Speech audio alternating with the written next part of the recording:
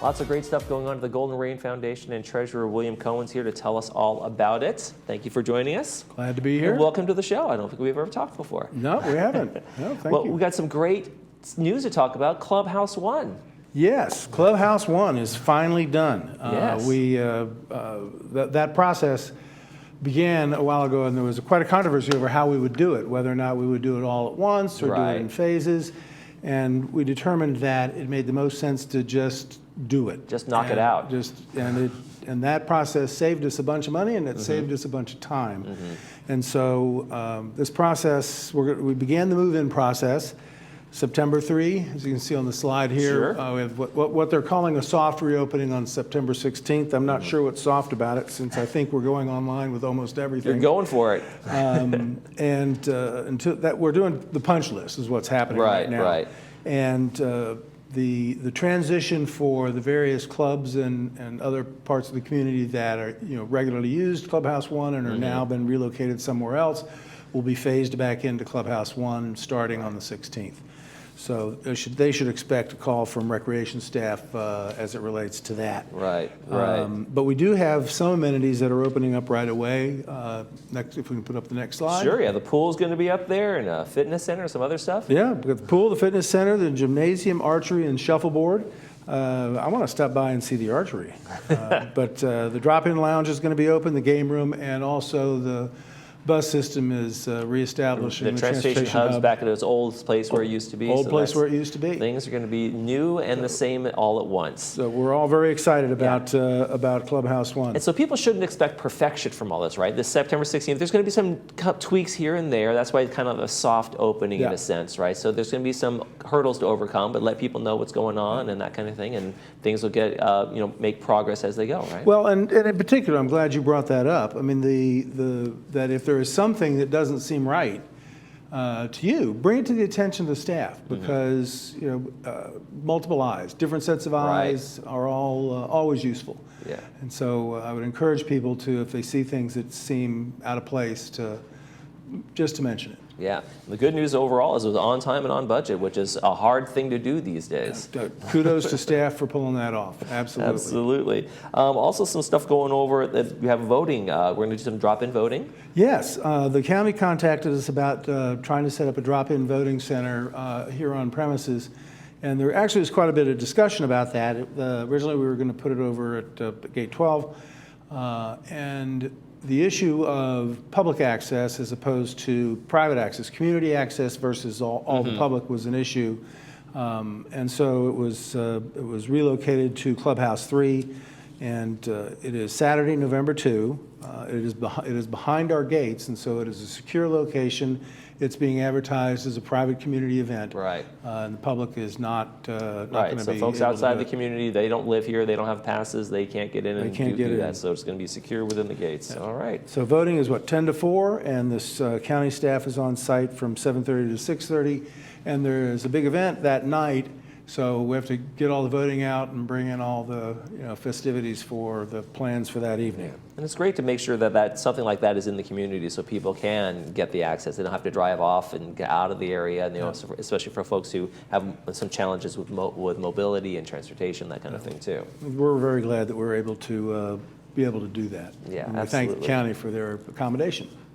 So other business going on, we got the electrical charging stations. Yeah, there's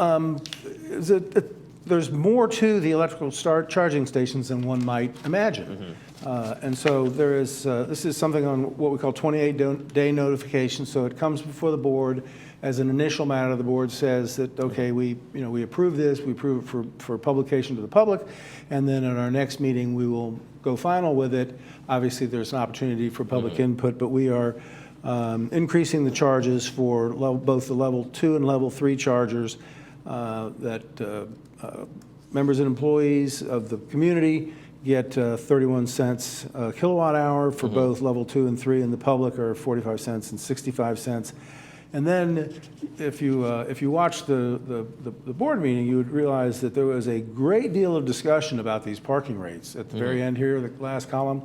And wanted to make it clear, we're not selling parking. What we're doing is encouraging people to leave. Right. Once you charge up, go away. Right, right. And that's been a problem not just here, but in lots of communities. People are taking these spots and they're parking for the day, and even though their car may have charged 2 or 3 hours ago, they're just like, that's my parking spot for the day, right? Yeah. So that's one of the challenges when people are trying to get in there and they need a charge, but there's a car stuck there. Yep. So that's the idea behind these parking rates, and it is not. It should not be viewed as if I paid $2 an hour, that's I'll my park meter. there. Which is sort of interesting because it's otherwise in a free parking lot. So why would somebody do that? But Right. in any right. event, it is an issue, and so that's why we are doing those charges. Right. I think it's more of a. I think it's people have to get in the habit of having that courtesy of. I think my charge should be about 3 hours in. I need to go move my car, so Yep. that the next person can have their turn. Right. So we have the golf fees are going to be making some changes as well. Yes, there's we've established a process for a regular review of all fees. Okay. And we have a schedule mapped out for an ongoing basis. Some fees are every year going to be reviewed, some fees are every 2 years, and some are every 3 years. But staff knows, staff and community know this is the cycle and it's going to come up. The good news on the golf fee recommendations is I think that for residents, we're raising the per round fee by $1. Okay. So it's not a big jump. Not the steepest hike I've ever heard of. But one of the things that is significant in that is that back in the 1980s, the golfing community and Golden Rain Foundation and the governance boards in general got together to go over how are we going to do golf. We want a first-class golf course. We need to invest in that. And so there was an understanding reached that there would be a split of the costs of the golf course maintenance of 65% taken from fees, 35% as a shared cost. And in the last few years, that has sort of fallen off, and so we're trying to say rebalance. That's kind of a rebalancing. Yeah, going rebalancing. On. That's what it is. That's what's going to be going forward, and this is how it spreads out in this upcoming year. So that's what that's about. Rallies of those things, costs go up, like traffic fee updates, those kinds of things. Yeah. But go ahead. No, I was going to say the traffic fees and the traffic rules also consumed a great deal of discussion at the meeting.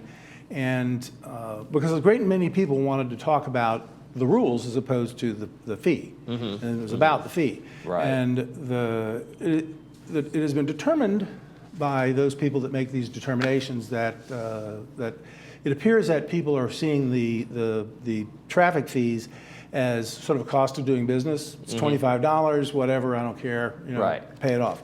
And so it's been recommended, and we've now approved it and sent it for 28-day notice to the community that we're going to increase those fees significantly. Right. Not because we're trying to make money, but because we're trying to encourage behavior. Yeah. Stop at the stop signs, don't go over 25. It needs to feel more punitive for me to take attention, right? Yeah, and then there's a complete rework of the traffic rules and regulations, and so that's a large undertaking, and I express great appreciation for the people that have spent a great deal of time working on that. And here's the next one is the thing that I think is probably the most fun for any board is the budget. The budget, yes. And you just finalized this whole process that you've been going through, right? Yeah. So what you see on the screen now is the process that we have followed, which is, as you can see, it started back in March, and it culminated at our last meeting. We had a 28-day review at the prior meeting, and so what it comes in at in 2024 was $228 per man or per month. We're raising that to $238, which is an increase of just under $10 or 4.4%. We are very pleased that we were able to hold that line, and the members of the community, the various committees, and the staff have worked for 6 months on this. This is not a small undertaking, and if you're not in it and paying attention to it, it's easy to say, okay, well, you voted to do the budget, that's nice. It's a 6-month process, and for those any members of the community that want to become more involved in that, they're welcome to engage in the next 6-month process, which will be starting promptly in the spring and continuing do it all over again. And how's that balance? I mean, in your mind, when you have that balance of, hey, costs are going up, there's things that are they're real hard costs, labor costs are going up, but we don't want to raise those fees, but the community wants the services, and that's a real kind of hard balancing act. It is a hard balancing act, and the I think that transparency is the most important thing there, for people to know and understand that these things are not arrived at, frivolously or Right. Arbitrarily. There's a whole process that goes into it, and this began at the beginning as a potential $16, I think, per man or per month increase, which so everybody realized was unrealistic and unacceptable. So I was Right. very, very pleased that we were get that down under the $10 mark. But it is, people say, what happens if we don't do it? I mean, the world won't come to an end if we don't do it. And, Right. and the problem is that it will have this There's a cumulative effect. You cumulative kick it down effect. the road. You get this creep. You get incremental creep, Right. and you start not doing things. You start not maintaining something. This isn't on fire Deferred today. maintenance, as they say, Deferred things like maintenance, that. and it's just not a good way to run a Right. railroad. And so the idea is, particularly for the GRF, we're responsible for these amenities, and people expect the amenities to be first class, and we make every effort to do that in an affordable way. All right. Well, William Cohen doing the Lord's work over there at the GRF as a treasurer. Thank you so much for joining us today. Absolutely, I appreciate it. When we come back, we'll be talking to the folks from the Democratic Club. Stay with us.